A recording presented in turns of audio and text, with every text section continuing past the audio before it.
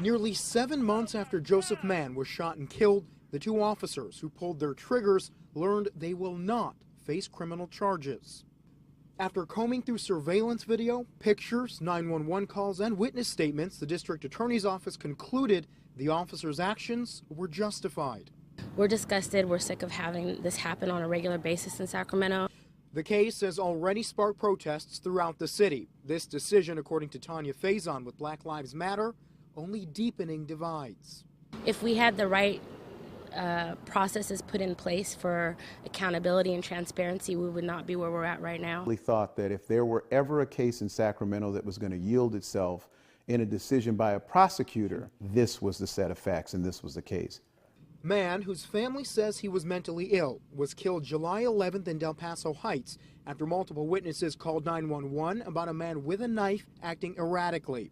According to the DA's report, Mann was under the influence of meth, refused police orders to put his knife down, and made threatening comments. Officers said they believed Mann was getting ready to lunge at them when they shot him 18 times. And for them to gun my brother down in the streets of Sacramento like he was some vicious dog. That there was no basis to shoot him at the time. The Mann family attorney points to this video of Mann's last moments, saying it proves Mann never lunged at officers. These officers should have de-escalated this situation. They should have tried to communicate and calm them down. But the DA's report claims the officers did try multiple times to de-escalate. It goes on to say, quote, based on a thorough review of the evidence, Mann posed an imminent threat of death or serious bodily injury to the responding officers and the public. Now, Black Lives Matter, they tell us, will stage a protest next week on Wednesday, February 1st at 4 o'clock, right in front of City Hall in response to this decision.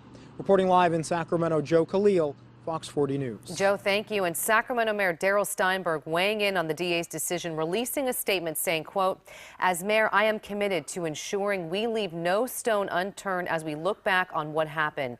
It is why I will be laser focused on the results of the ongoing internal investigation. If the internal investigation concludes officers were following policy, then it is past time for us to change those policies. There must be accountability.